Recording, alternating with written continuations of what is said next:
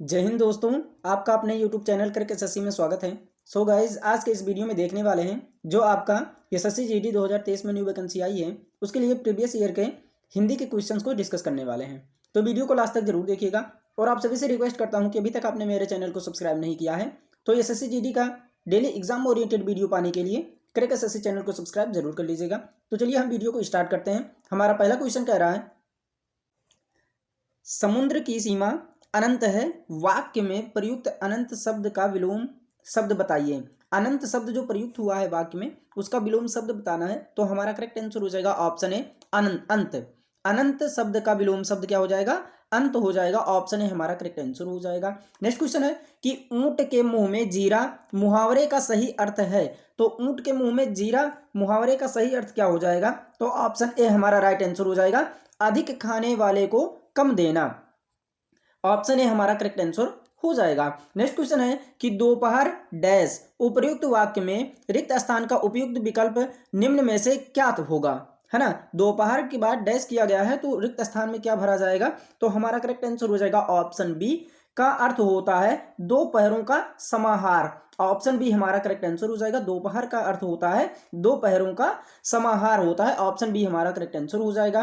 Next question है कि निम्नलिखित वाक्यांश के लिए उपयुक्त शब्द का चयन विकल्पों में से कीजिए। है ना, तो जो ये वाक्यांश दिया गया है कि जिसने चित्त किसी विषय में दिया या लगाया है ना, तो उस उपयुक्त शब्द का विकल्पों में से क्या होगा? तो हमारा करेक्ट आंसर हो जाएगा दत्त चित्र। ऑप्शन सी हमारा करेक्ट आंसर हो जाएगा कि जिसने चित्त किसी विषय में दिया या लगाया है तो उसका हो जाएगा दत्त चित्त हो जाएगा। ऑप्शन सी हमारा करेक्ट आंसर हो जाएगा। नेक्स्ट क्वेश्चन है कि इस जल में अनेक जीव हैं। इस जल में अनेक जीव हैं तो रेखांकित शब्द के विलोम शब्द का चयन कीजिए। तो रेखांकित शब्द क्या है? जल है। जल रेखांकित शब्द है तो इस जल का क्या करना है? विलोम शब्द का चयन करना है। तो हमारा करेक्ट आंसर हो जाएगा ऑप्शन ए, जल का विलोम शब्द क्या होता है? थल होता है। ऑप्शन ए हमारा करेक्ट आंसर हो जाएगा। अगर आप लोगों को वीडियो पसंद आई होगी तो एक लाइक जरूर कीजिएगा और इस चैनल को सब्सक्राइब जरूर कर लीजिए ऐसे ही एग्जाम ओरिएंटेड वीडियो पाने के लिए। नेक्स्ट क्वेश्चन है कि आज विद्यालय में शिक्षिका के अंताक्षरी खेलने को कहा। वाक्य में अशुद्ध वर्तनी वाला शब्द है। तो वाक्य में अशुद्ध वर्तनी वाला शब्द कौन सा हो जाएगा? तो हमारा ऑप्शन ए राइट आंसर हो जाएगा अंताक्षरी। अंताक्षरी जो है यह अशुद्ध वर्तनी वाला शब्द है। ऑप्शन ए हमारा करेक्ट आंसर हो जाएगा। नेक्स्ट क्वेश्चन है कि निम्नलिखित मुहावरे के लिए उपयुक्त सार्थक शब्द है। तो मुहावरे के लिए उपयुक्त सार्थक शब्द क्या हो जाएगा? नानी याद आना। नानी याद आना जो है ये मुहावरा है, इसका सार्थक शब्द क्या हो जाएगा? तो हमारा करेक्ट आंसर हो जाएगा मुसीबत देखकर घबरा जाना। ऑप्शन बी हमारा करेक्ट आंसर हो जाएगा।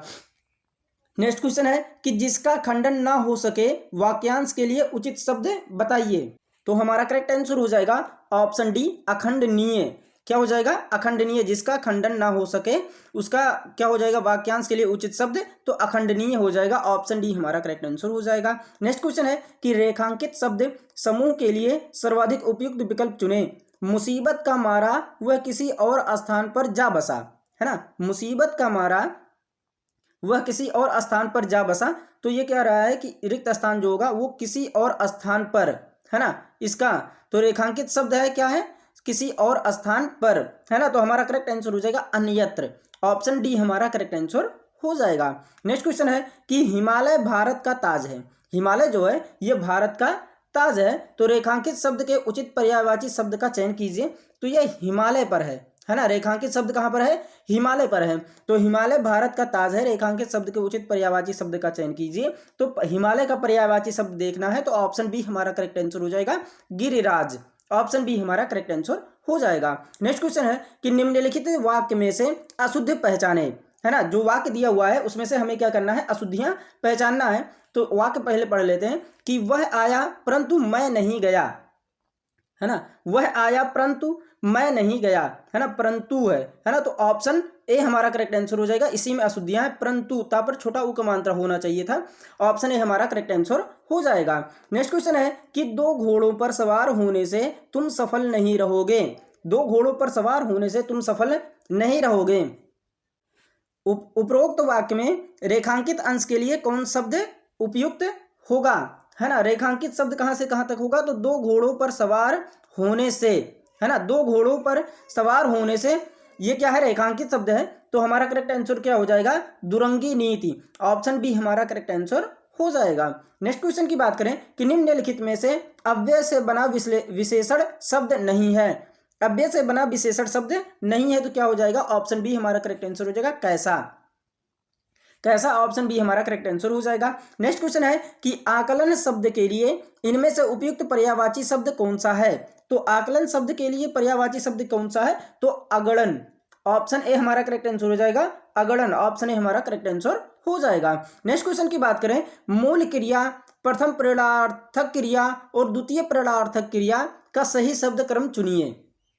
कह रहा है क्वेश्चन कि पहले मूल क्रिया होनी चाहिए, फिर प्रथम प्रेरणात्मक क्रिया और फिर द्वितीय प्रेरणात्मक क्रिया होनी चाहिए, है ना। तो ऐसा क्रम में कौन सा है? तो हम देख लेते हैं। तो हमारा करेक्ट आंसर हो जाएगा ऑप्शन ए, उठना, उठाना, उठवाना, है ना। ये जो है एक प्रथम मूल क्रिया है, पहले उठना, फिर प्रथम प्रेरणात्मक क्रिया है और फिर द्वितीय प्रेरणात्मक क्रिया है उठवाना। अगर इसमें देखें कराना पहले आ गया तो ये गलत हो जाएगा, ऑप्शन बी। और सुनना ये भी पहले आ गया, सुनना सही है, सुनना, सुनवाना पहले आ गया, है ना। सुनाना था, सुनाना होना चाहिए था पहले, इसलिए ये भी गलत हो जाएगा। और बजवाना ये तो पहले आखिरी वाला पहले में उठा कर दिया है, तो इसलिए उठना, उठाना, उठवाना ये जो है ऑप्शन ए हमारा करेक्ट आंसर हो जाएगा। नेक्स्ट क्वेश्चन है कि निम्न गद्यांश में से कुछ शब्दों को हटा दिया गया है। गद्यांश के नीचे पूछे गए प्रश्नों में इन रिक्त स्थानों के लिए उपयुक्त शब्द का चयन विकल्पों में से कीजिए। तो हमारा गद्यांश दिया हुआ है, कह रहा है कि गद्यांश को पहले पूरे अच्छे तरीके से हम लोग पढ़ लेते हैं, है ना। कि राष्ट्र के डैश विकास के लिए चरित्र निर्माण परम आवश्यक है। जिस प्रकार वर्तमान में भौतिक निर्माण का कार्य अनेक योजनाओं के माध्यम से तीव्र गति के साथ संपन्न हो रहा है, वैसे ही वर्तमान की सबसे बड़ी आवश्यकता यह है कि देशवासियों के चरित्र निर्माण के लिए भी प्रयुक्त किया जाए। उत्तम चरित्रवान व्यक्ति ही डैश की सर्वोच्च संपदा है। जनतंत्र के लिए तो यह एक महान डैश योजना है। जन समाज में राष्ट्र, संस्कृति, डैश एवं परिवार के प्रति हमारा क्या कर्तव्य है, इसका पूर्ण रूप से बोध कराना एवं राष्ट्र में व्याप्त समग्र भ्रष्टाचार के प्रति निषेधात्मक वातावरण का निर्माण करना ही चरित्र निर्माण का प्रथम डैश है ना। तो ये हमारा ऑप्शन गद्यांश था। अब हम क्वेश्चन की ओर चलते हैं। कह रहा है 16 क्वेश्चनों में कि रिक्त स्थान एक के लिए सर्वाधिक उपयुक्त शब्द इनमें से क्या होगा। तो रिक्त स्थान देखते हैं एक में क्या कह रहा है, तो कि राष्ट्र के डैश विकास के लिए चरित्र निर्माण परम आवश्यक है। तो राष्ट्र के क्या हो जाएगा, हमारा करेक्ट आंसर हो जाएगा सर्वांगीण विकास के लिए, है ना। ऑप्शन बी हमारा करेक्ट आंसर हो जाएगा कि राष्ट्र के सर्वांगीण विकास के लिए चरित्र निर्माण क्या है, परम आवश्यक है। तो ऑप्शन बी हमारा करेक्ट आंसर हो जाएगा। नेक्स्ट क्वेश्चन कह रहा है कि ऑप्शन गद्यांश दूसरे में रिक्त स्थान 2 के लिए सर्वाधिक उपयुक्त शब्द इनमें से क्या होगा। तो हम पहले देख लेते हैं कि रिक्त स्थान 2 क्या कह रहा है।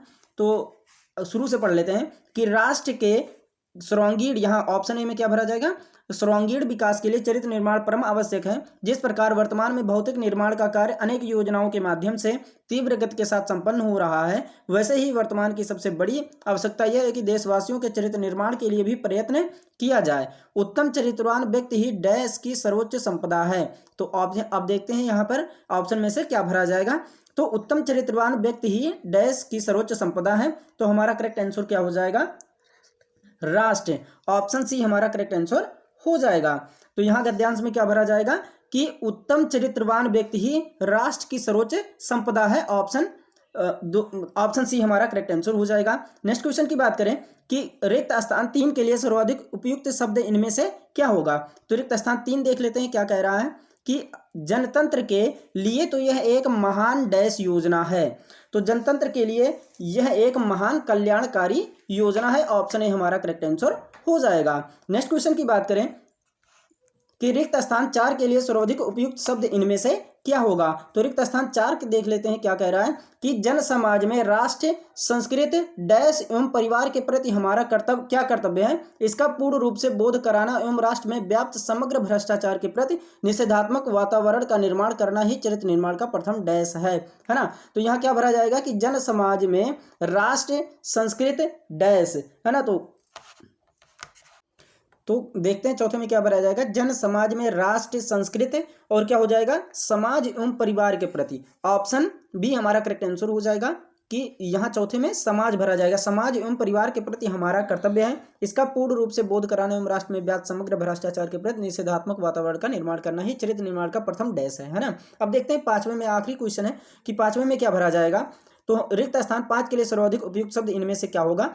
तो यहाँ क्या कह रहा है कि भ्रष्टाचार के प्रति निषेधात्मक वातावरण का निर्माण करना ही चरित्र निर्माण का प्रथम क्या है, तो सोपान है। ऑप्शन डी हमारा करेक्ट आंसर हो जाएगा। तो ये आपके 20 क्वेश्चन थे जो आपके एग्जाम के लिए बहुत इंपॉर्टेंट है। अगर वीडियो पसंद आई होगी तो एक लाइक जरूर कीजिएगा, चैनल को सब्सक्राइब कीजिएगा और अपने दोस्तों तक शेयर जरूर कीजिएगा, है ना। और कमेंट करके बताइएगा कि आपको ये वीडियो कैसी लगी। मिलते हैं नेक्स्ट वीडियो में, तब तक के लिए take care and bye bye.